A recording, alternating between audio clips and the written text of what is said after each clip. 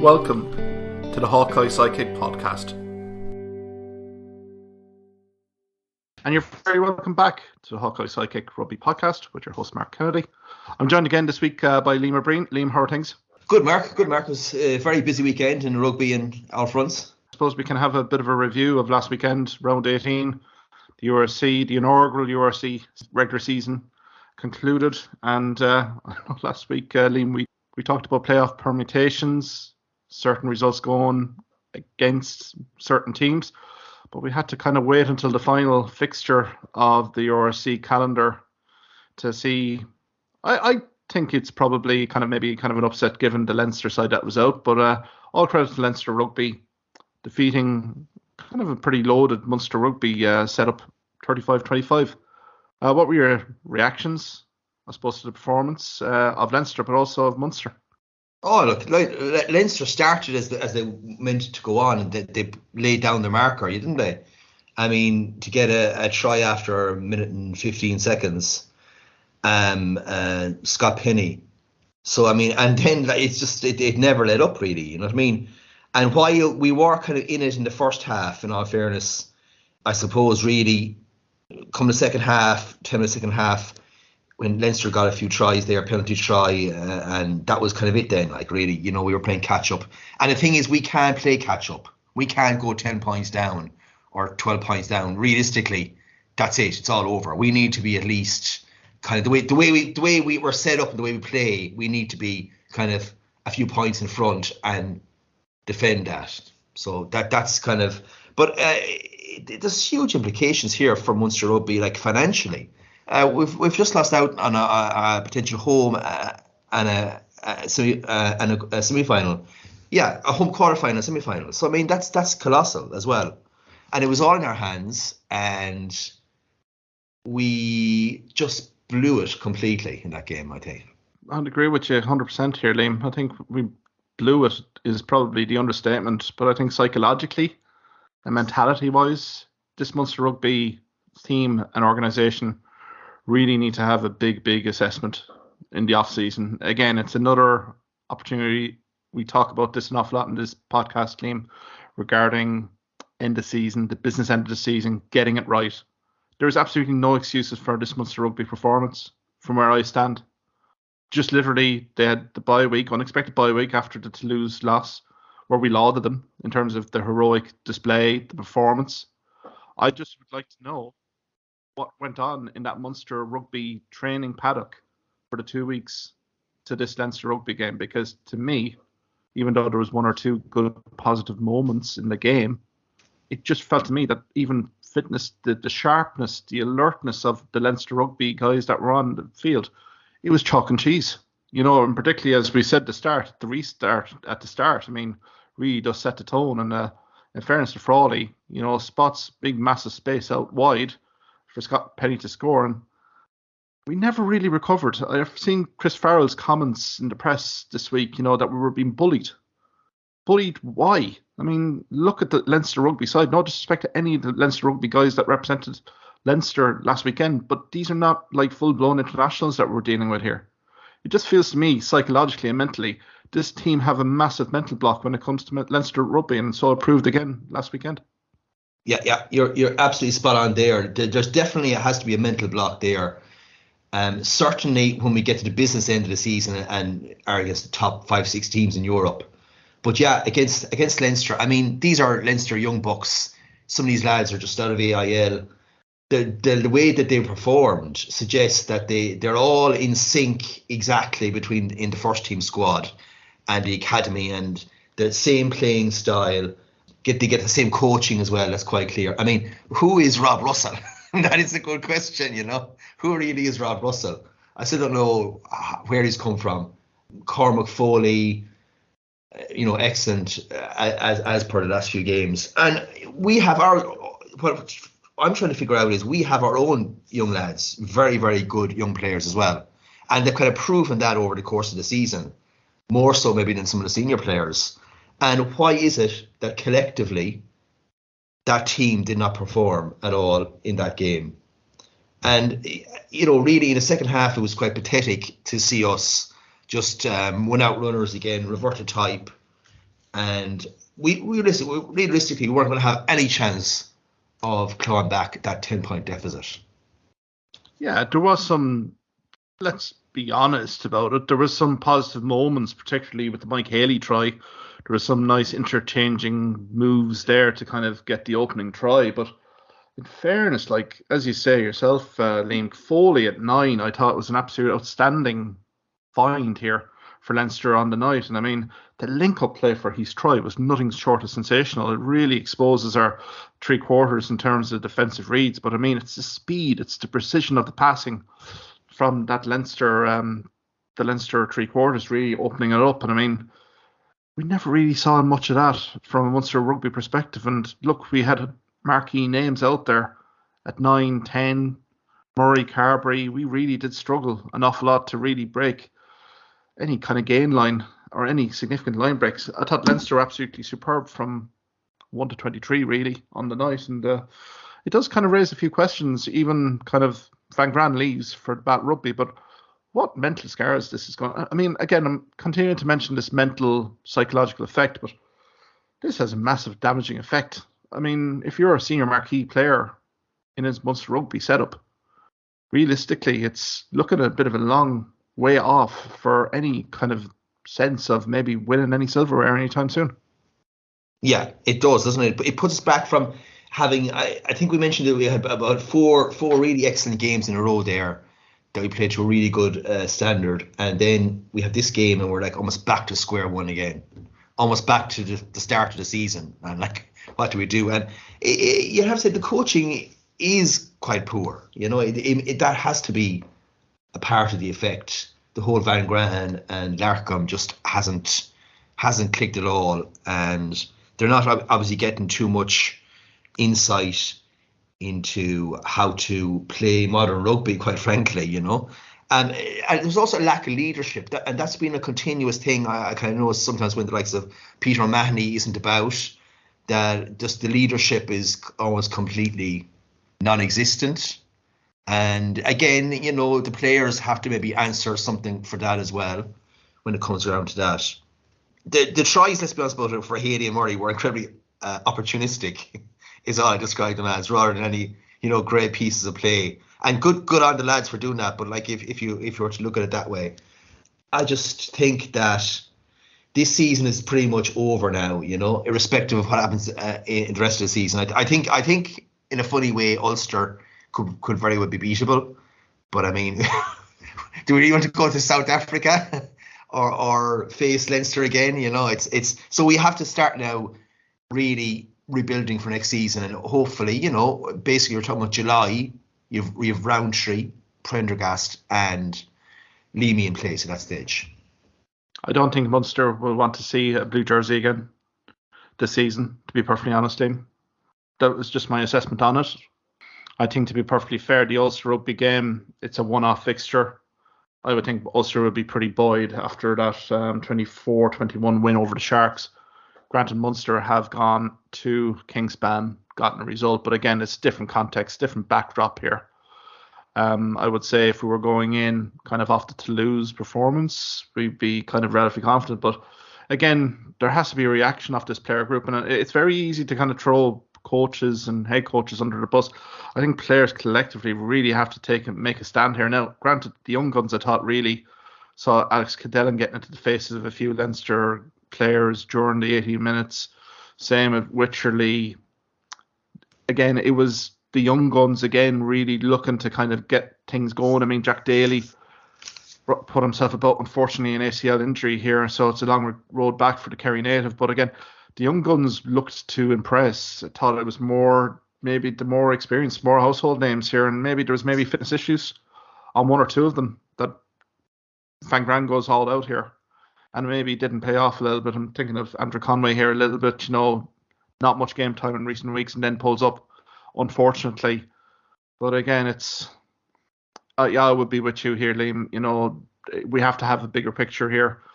The Ulster Rugby game, granted, you know, maybe a 50-50 call, but again, you'd be a brave man to kind of bet against Ulster Rugby and Kingspan in a playoff picture here. But what happens post-season here, particularly if you're looking at front five options here from a Munster Rugby perspective. I'm very scared in terms of the front row options that we have next season, Liam. Yeah, again, I don't know, is it Van Gran or who's to blame? It's obviously the organisation. We found ourselves now with, in my view, Kevin O'Byrne was last season. He was one of the best players at hooker. Well, I think he was actually on the team of the season at the URC or whatever it's called at the time, Pro 14. He's been let go now. He didn't seem to look in pretty much this season. And now we have John Ryan, of course, is potentially 1 or 2 games away from departing as well.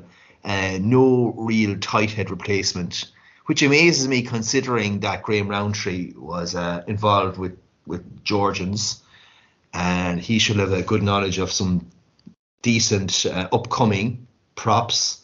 Yeah, so that's a huge. The whole front row thing is a massive worry for us. Then we're looking at halfbacks again, where I suppose the whole Joey Carberry, should he be 10 or should he be 15, essentially is kind of popping up as a question there again. So massive questions really about what kind of players we will have and what kind of style we're going to choose as well. The 10 jersey debate is going to be one that's going to rage on an awful lot in the off season.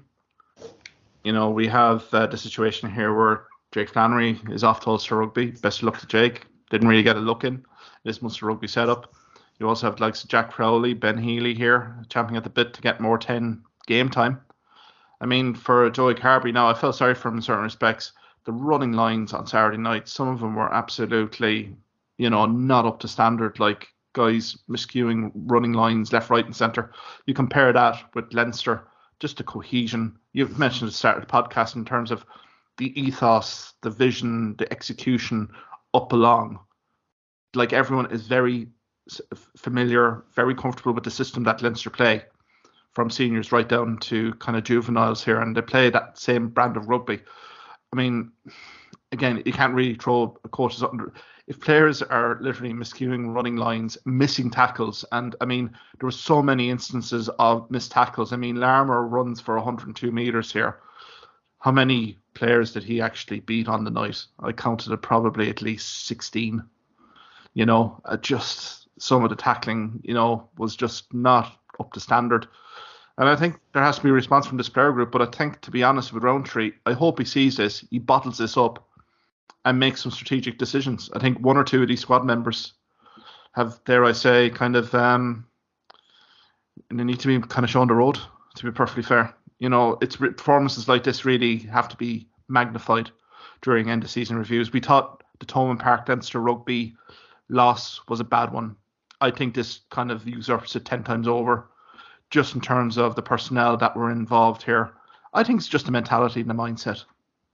Really, nothing has changed here from a Munster Rugby perspective.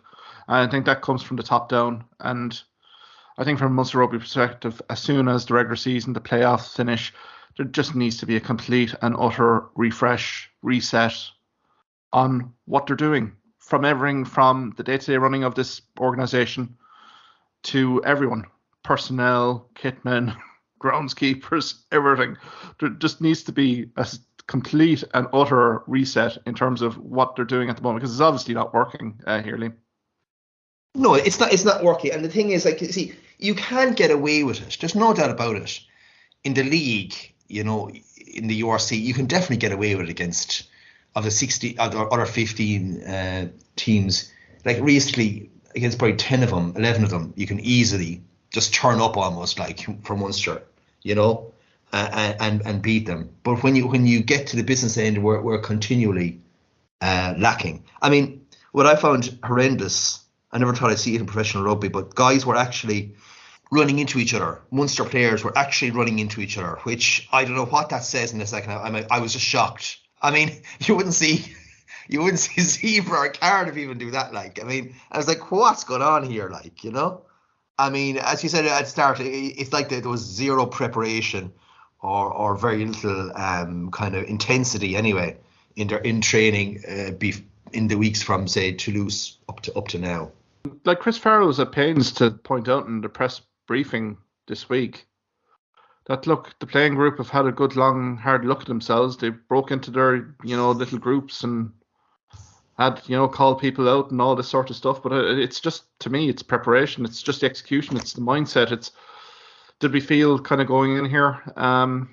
It's just the start of the match, really, for me. Liam really did set the tone here. I mean, as you say, Munster do struggle when they have to kind of really play catch up.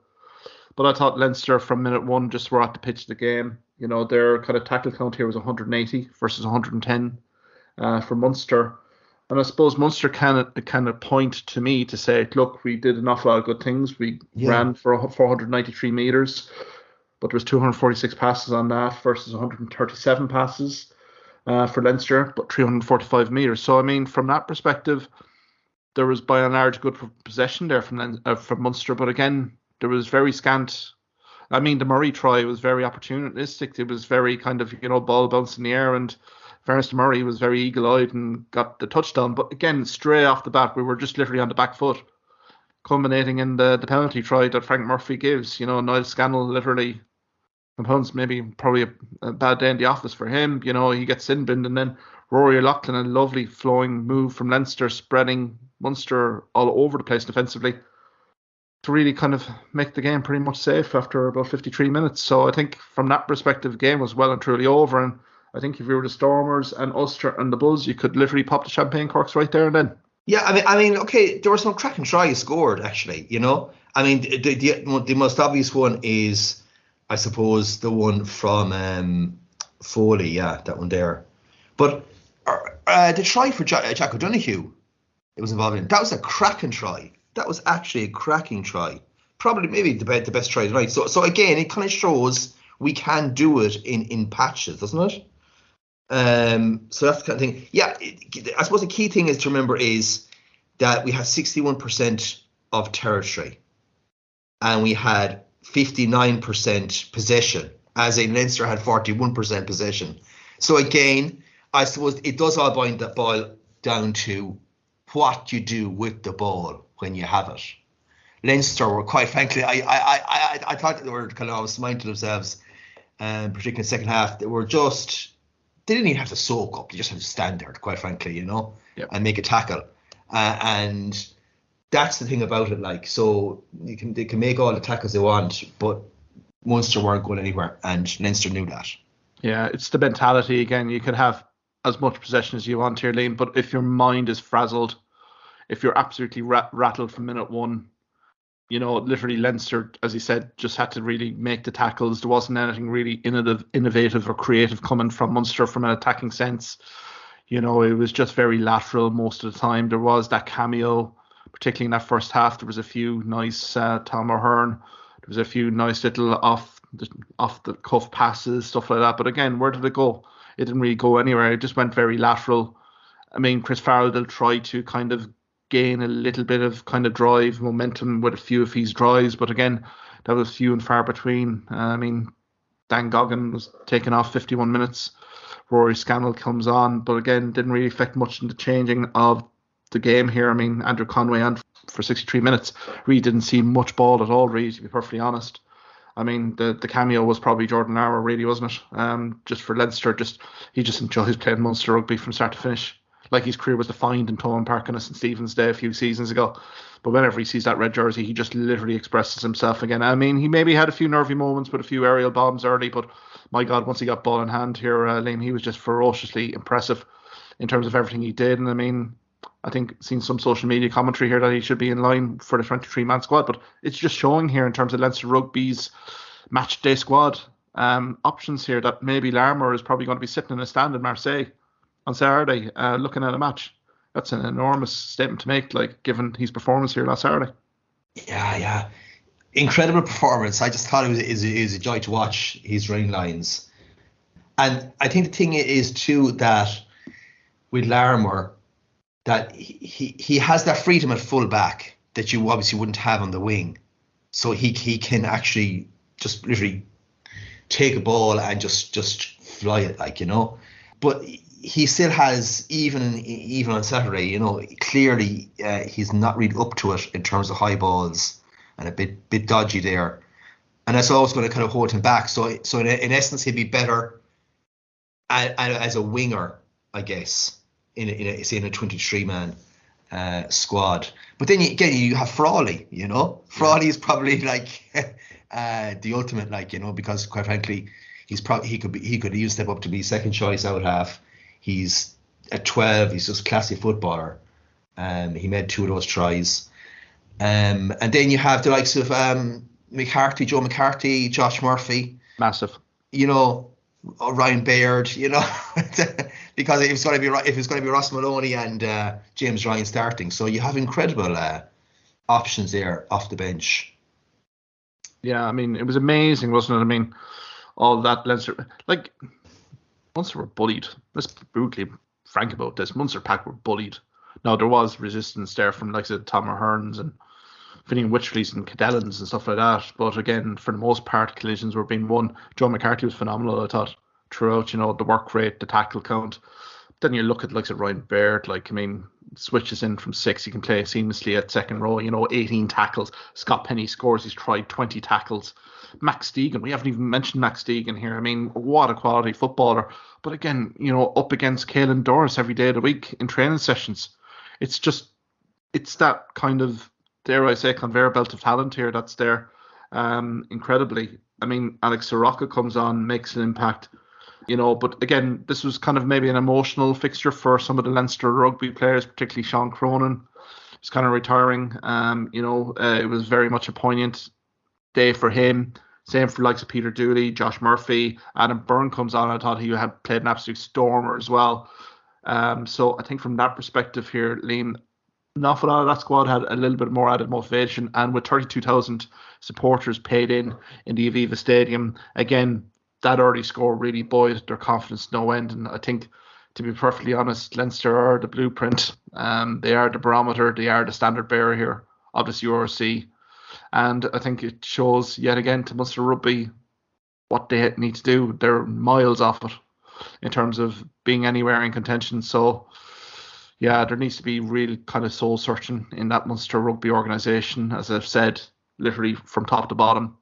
And unless that happens, it's all well and good installing a new head coach, coming in with a nice little take with Mike Prendergast or maybe potential Dennis Leamy, Andy Carrico. It's the same failings. It's the same player group here that can't get over that final hurdle, particularly in business end of the season and particularly when they face Leinster Rugby. So I think there's an awful lot of kind of questions to be asked. I do expect maybe a response from Munster against Ulster, but again, is it going to be good enough? I'm not sure. Maybe, Liam, we can go to the Ulster Rugby Sharks game, and we'd highlighted this as one of the games of the weekend, and it certainly proved that a very topsy-turvy affair, really.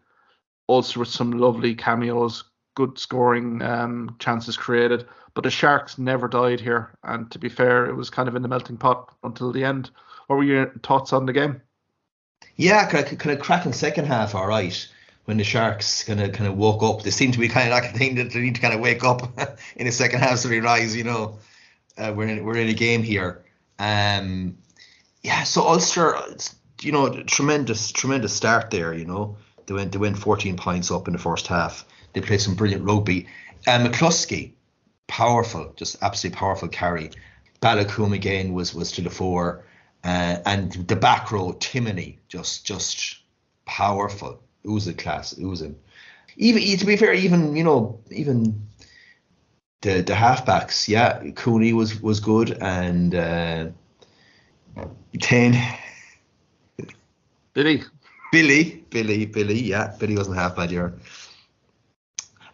It's interesting to see, 2 fully loaded teams, and the Irish team looked to be physically dominant as well in that first half, which I found quite interesting. But in the second half, Sharks, they actually scored at the end. They made it very close. They scored the last 2 tries, and to make it up to 24-23, and they had the ball in the very last minute as well, and just couldn't get that extra score. I suppose the takeaway from it is that Ulster can be very good for a lot of the game, but then they have their periods where they kind of go to sleep, and they can be definitely caught. I suppose a Toulouse game as well, This is a game they actually got over the line. The thing then is that the Sharks, as I kind of said all season, I just feel they're not really a team. They're a team of individuals. Like on paper, they could be up there with Leinster, in terms of the quality of players they have. They just don't show it as much as the other teams in the league. I kind of agree with you there. No, I was very, very impressed by the Sharks when Connacht went to South Africa, particularly their pack. When the pack was on form there in that second half, they blew Connacht away. And to be fair, I thought it was a barometer, and I thought that was kind of the sign of things to come. But I think Ulster Rugby, in fairness, like for me, I thought Timoney, as you said, was absolutely outstanding. His tackle count and his work rate, ball carries, defenders beaten was just phenomenal. And I think, to be fair, I forgot to say this, my cat was in the crowd in the Aviva Stadium. What must he have made of that Munster Rugby performance, and particularly on some of the marquee guys from Munster Rugby? If you're literally evaluating form right now, this is a critical stage going into the New Zealand summer tour. And if Farrell is picking on form here, I think you'd have to look maybe at some Ulster Rugby and Leinster Rugby options, particularly, to be getting on a flight before Munster. But I suppose going back to the Ulster Rugby, Timoney, amazing. McCluskey, you know what you're going to get from McCluskey. I mean, he's going to be all power in terms of his ball carrying, and he's offloading as well. He loves to offload a ball. And he's going to be needing that, particularly when we get into the playoffs, particularly against Munster. And it'll be very interesting to see if the Lende can come back in for Munster. I think it is required, along with Farrell, because if McCluskey is there against Farrell and who else at 12, I think it could be a seriously long night for Munster Rugby, to be brutally frank. I do agree with your point in terms of Ulster Rugby. They do give teams an opportunity to really kind of get back into games. This is no slight on Ulster. I think it's just the way kind of games have gone for them. They have had their massive periods of dominance, not really put teams to bed. And as you say, particularly that Toulouse kind of leg, particularly the away leg when they were up a player. Again, that try right at the end really was one that would have grated a bit in terms of, kind of closing out a game. Maybe there's a bit of a nous there. But again, I think all in all, here Ulster Rugby securing third place in the URC standings. I mean, they're at home. They're going to be playing Munster Rugby. It's an Irish Interpro, a full packed Kingspan. And again, their only loss at home was to Munster Rugby. So, I mean, there's going to be plenty of motivation here for Ulster Rugby to get the job done. And really, the tale of two teams, really. One team with confidence going in and the other one backs against the wall, really looking for a reaction for themselves to see if they can kind of continue the season, which is Munster Rugby. So I think it's well set up for Ulster Rugby, really, to kind of maybe advance into a last four here. Yeah, I mean, I also have to point out, I don't think anyone has actually, even in the media, has pointed this out, right? We finished 6th in the table. Yep. That's where we finished in the table, which is, we have to be honest about it, is as bad as the time of Axel, where we also think we finished 6th and just sneaked into Europe for the following season, That's the state of it. I know you could say we literally are 1 or 2 points off pretty much all the other teams, but like we had so much opportunities to even get one extra win, which would have during the season, away to the Ospreys or away to Connacht or away to Warriors. They were all so winnable. Like that's the killer about it. Like, and that's led to this point. But yeah, look, I think Ulster will definitely start as favourites. But for us, it can work one of two ways. We'll either go out with a whimper, pretty much like against Leinster, or we'll give the fight of our lives. And obviously, you'll be thinking, hopefully, it'll be the latter. It has to be the latter, Liam, to be fair. It's not good enough.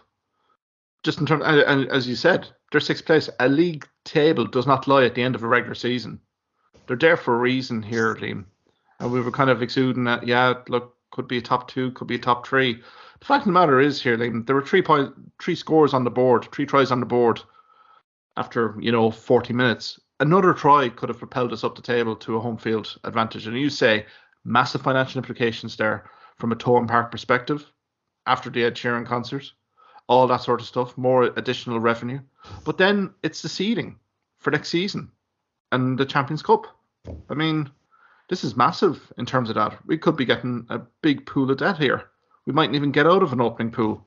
So this whole lure of getting to the business end of a season could be even a little bit more distant, given that ramification of that result. I think that result has so much consequences for Munster Rugby going forward that, we'll only really know about it maybe probably October, November of next season, when we see the draw that we're going to probably get in Europe. Really. Can I say something that I thought I was noticing in the last few minutes of that game? Was the table and the potential quarterfinals, were they relayed to the players on the pitch? Because it looked to me as if Munster, were well capable of trying for a drop goal. Okay. A, because we weren't getting anywhere, but B, we were well in their half, right? And it didn't seem to be any sort of an effort made to do that. And to be honest with you, I'm even thinking, were they kind of just in the last few minutes, did they just kind of say, look, we potentially now have Ulster away, let's not do anything, let's not score? Maybe I'm completely wrong. No, yeah, but there wasn't much to really write home about from an attacking sense of Munster in that last 20 minutes here, Liam. So obviously they would have been fully informed of what had gone on. Even at half-time, they would have known the key results here. Likes of the Stormers, the Bulls, they would have known what was what. They would have known what was required here to get home field advantage if need be. So I think, to be perfectly honest here, Liam, I think it was just that Leinster was so superior on the night. And I'll go back to that rattled mentality. I don't think, that even came into it, to be perfectly honest. I think they were just tail well and truly between their legs. I'd love to say that, they kind of played maybe a cute one, but I don't think that was the case. I think it was that Leinster side were just so far superior that doesn't even, I think, come into the equation from my perspective. But I think from Ulster Rugby's perspective, set up nicely, it is kind of literally they will provide the plaudits, the merits of Munster Rugby. Munster have gone to Kingspan and gotten a result. But again, as I say, I think context has changed here. But I would hope that Munster Rugby do produce a performance, not just for the players and the management, I think just for the fans. The fans that turned out in the Aviva Stadium last Saturday night. It was a pretty lonely place, to be perfectly honest, after 53 minutes, I can tell you. Just to kind of see all the blue and people just looking around at me, kind of saying, what's gone on here with Munster Rugby? They were surprised with the lack of challenge, the intensity, the collisions from Munster Rugby, and I really had nothing to say. So I think, to be honest, I applauded them off the pitch, Leinster Rugby, because I thought that was a great kind of morale booster heading into probably that European Cup final. But the playoff picture, Leinster 1, Stormers 2, Ulster 3, Bulls 4, Sharks 5, Munster 6. And then you had the two Scottish teams, Edinburgh 7 and Glasgow 8. So again, the playoff picture being Leinster entertaining Glasgow Warriors, Stormers playing Edinburgh, Ulster Munster, as we've mentioned, and the Bulls beat the Sharks. That'll be a fascinating matchup, and maybe we can have a preview on that in our next podcast here, Liam. But maybe we can kind of quickly turn our focus from URC to the Heineken Champions Cup. Marseille, Saturday, and Leinster Rugby facing Ronan O'Gara's La Rochelle. I suppose, Liam, what are your initial thoughts? What's getting the juices flowing for you in terms of the matchups here, and maybe kind of the tactics that maybe both teams will employ on the final day? I'm hoping that Leinster get actually at least one actual test this season, because quite frankly, they haven't had anything at all so far. Even, Leicester away was the first time I was thinking, they're going to really test them. This is going to be a really close encounter, but Leinster blew them away, particularly the first half, So in terms of this, I honestly think that La Rochelle had a sort of game to really trouble Leinster. And if it's going to be hot and humid... Oh my God, yes. And La Rochelle bring their kicking game and the power game that they clearly do have already, well, then we're in for some match. Absolutely. I'm hugely looking forward to it. I mean, you even have that undercurrent of the cute tourism of O'Gara, that suddenly you have the man mountain that is Will Skelton had a season-defining injury a week ago, and now came off the bench there last weekend. You have Tawira Kerr-Barlow, 2 broken places in his arm, and he is going to potentially be wearing a special glove to have him play, you know. Then Victor Vito, O'Gara says, is touch and go for the final. Yeah, right, okay. He's going to be the first name on the team sheet, that's for sure. So these things are working out for La Rochelle in a way. For Leinster, I mean, you would think if they bring their A game that they will have like a probably 15-point victory, you know. We also have to be reminding ourselves that last year Leinster played La Rochelle and were one of the few occasions where they were literally blown off the park, like physically. Now, granted, last year there was a number of guys missing. Chief among them was Keelan Doris, you know.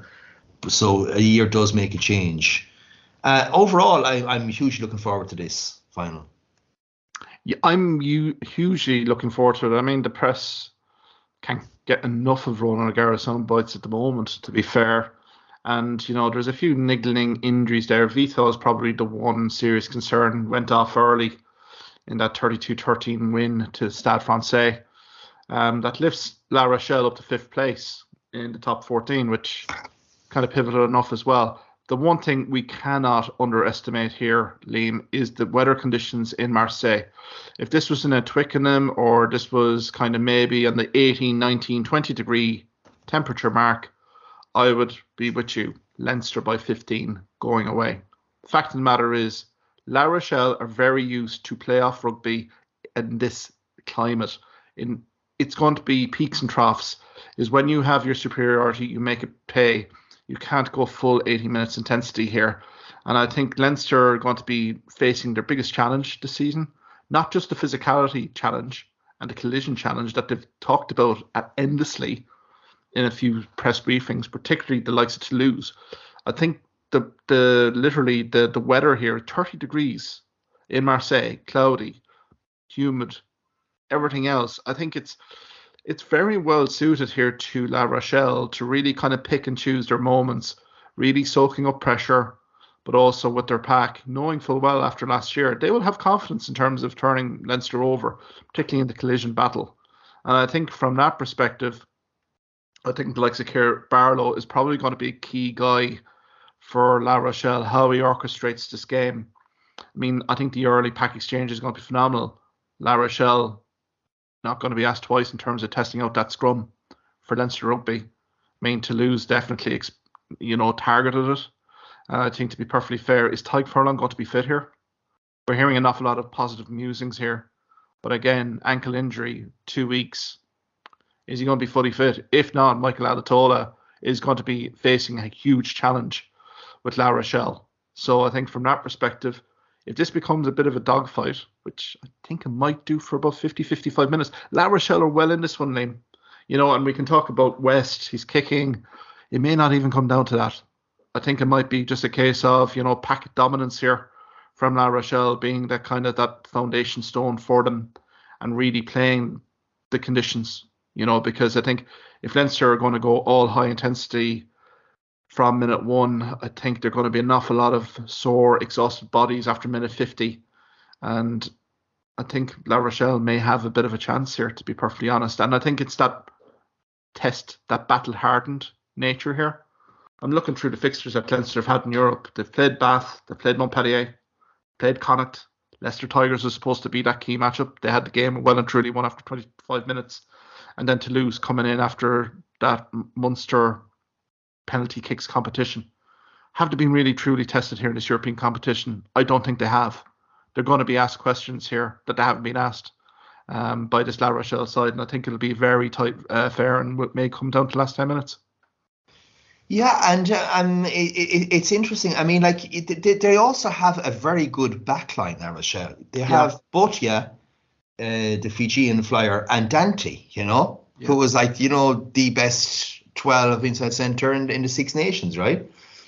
And interesting, there's Jules Plisson, who is supposedly the backup out half for La Rochelle. I mean, this is a guy who was, if I remember right, was like at Bordeaux when he was a French international. So he's quite a clever player himself. Another kind of a great running out half essentially. So I mean, geez, maybe he might start, you know. So they have options there, Rochelle, and they have they have an all-round game to trouble Leinster. Absolutely, and I think from a Leinster rugby perspective, I think the fascinating, they're going to look to provide the focal point, Sexton being that playmaker, a Ross Maloney interlinking play. We've all seen it. We've seen the passages of play. But again, if that breaks down, as you say yourself here, Bottia, La Rochelle will lap that up as well. They will hit tackles. They'll come out of their line early. They will smash. And if they win turnover ball, that could create try-scoring opportunities. So I think Leinster, like this is a final, it could be a cagey affair for the first 15, 20 minutes. I hope not from a neutral perspective. But I do see both teams really feeling each other out. I don't think this is going to be, Leinster really setting the platform early. If it is, then it's a phenomenal statement of intent. But this is a cup final. I think La Rochelle and the conditions here as well cannot be underestimated. I think it's going to be very cagey, to be perfectly honest. La Rochelle, Ronan O'Gara knows Leinster rugby inside out. He'll have the tactical plan. It's really down to the players. And I suppose we have to come to penalty kicking. I probably said 3 minutes ago about the whole pack platform. But then again, if penalties are being created, La Rochelle need a consistent, reliable field goal kicker. Really, is that happening at the moment with West? I don't think it is, to be perfectly honest, Liam. What are your thoughts on that? Can you see Ronan O'Gara maybe changing up in terms of his kicking options here for the final?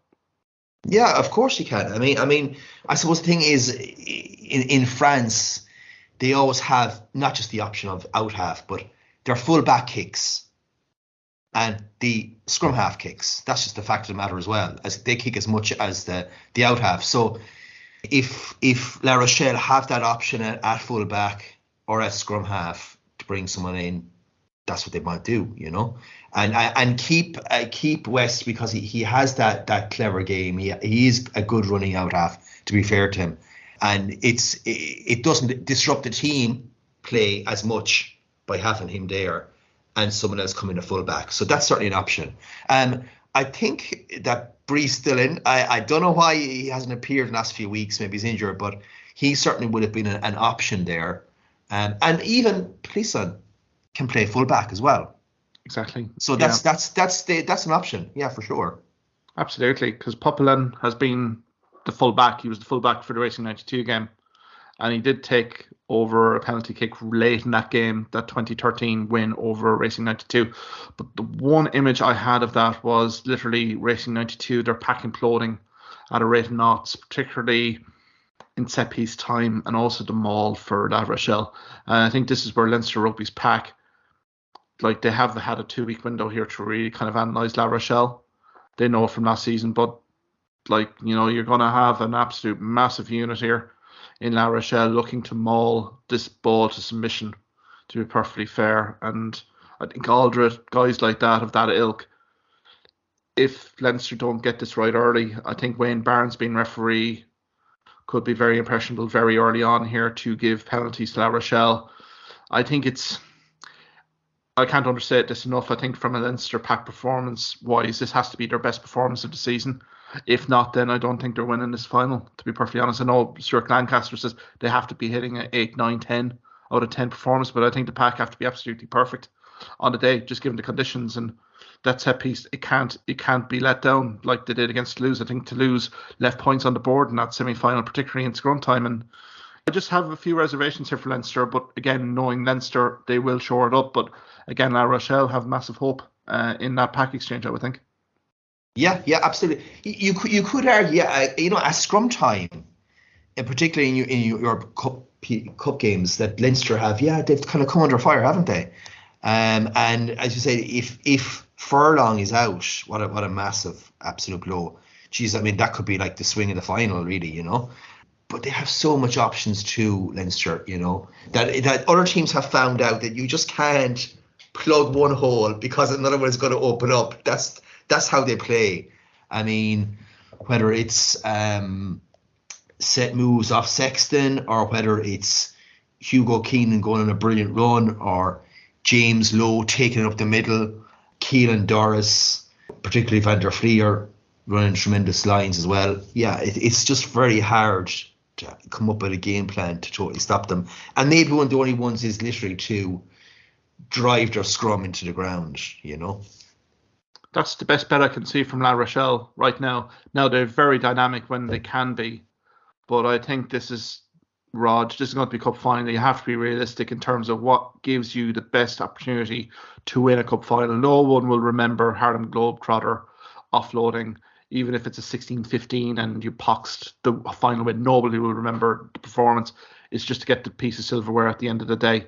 So I think from a Leinster perspective, I think the performance, yes, but I think, as I said, the pack is paramount because they do have so many attacking options here, Liam. But again, it has to be a complete and utter all-round display here from Leinster. We know that their attacking play will be superb, but it is going to be La Rochelle are going to test. And you imagine a Nick Skelton coming on for 25 minutes, 30-degree heat.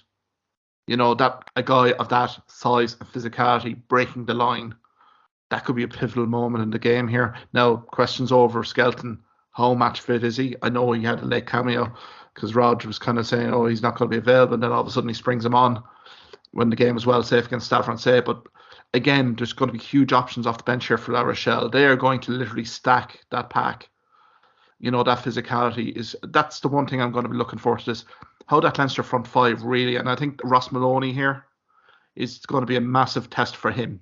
I think just in terms of line-out calling, and I think just overall game management and leadership within that front five, because I think it's definitely one area I think that La Rochelle will definitely target, definitely line-out talent as well.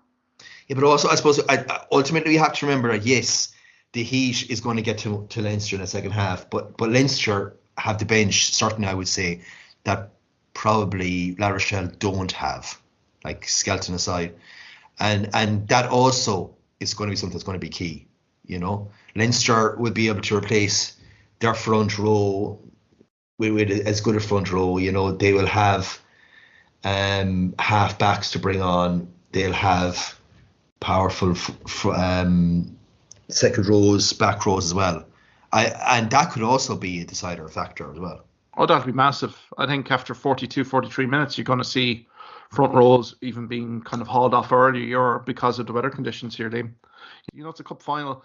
Cup finals sometimes have a mind of their own, a fixture of their own. When you think form book wise, this looks a routine win, but then all of a sudden an incident, an event early on really changes the fundamental dynamics of the game. And I just have this nagging doubt here. There's something here for me that's playing on my mind here in terms of Marseille, the conditions.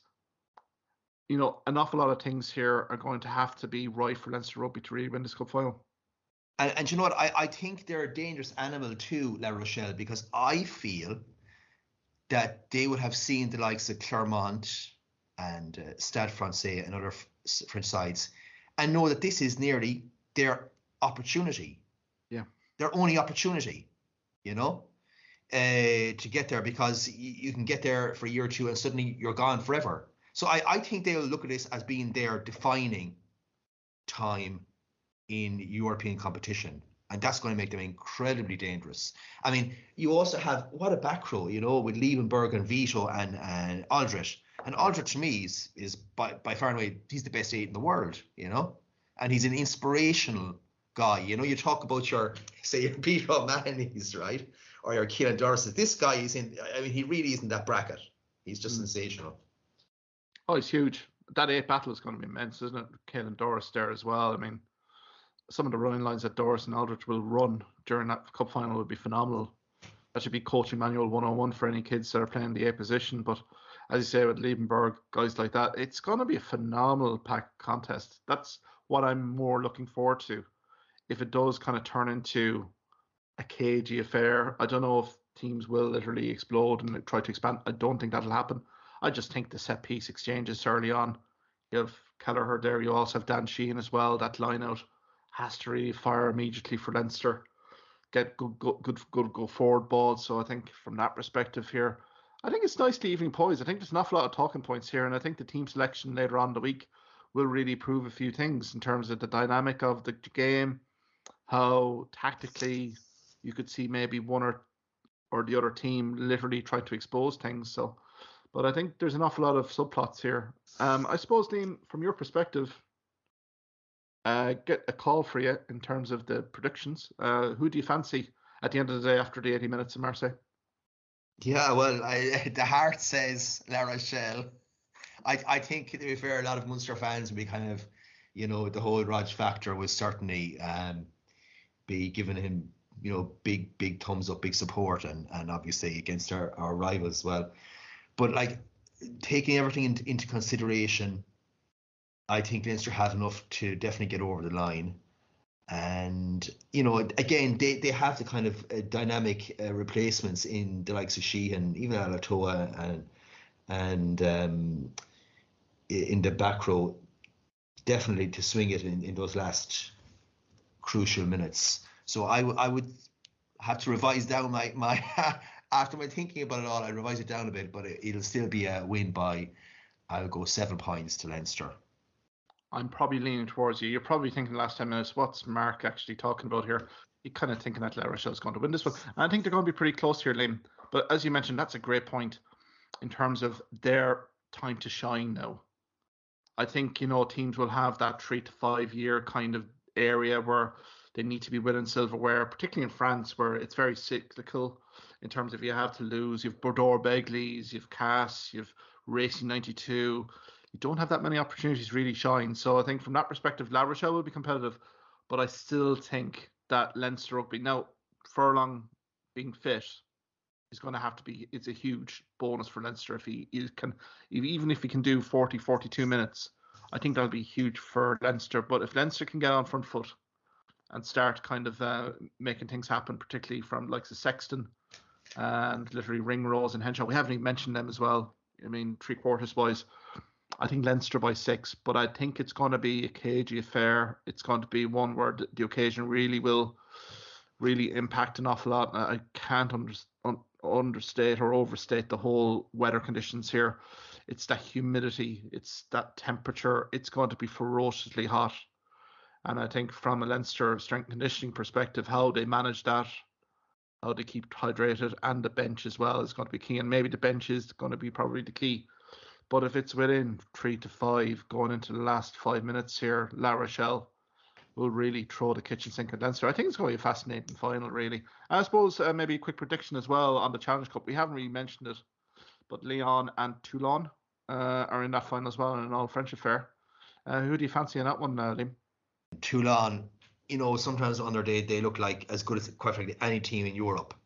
And Evan, it's a bit... on the burst, yeah. So I would probably have to go with Toulon. Just give them the win by +6 points, I reckon.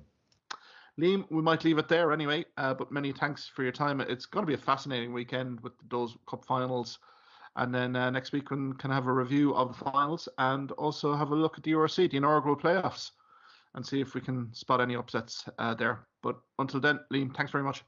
Thanks, Mark, for everything. Thank you for listening to this podcast episode. If you liked what you heard in this podcast, why not subscribe to the Hawkeye Sidekick podcast on either Amazon, Spotify, YouTube or Twitter platforms. You can also follow me at Hawkeye Sidekick on Facebook and Twitter for the latest sporting opinions, articles and reports.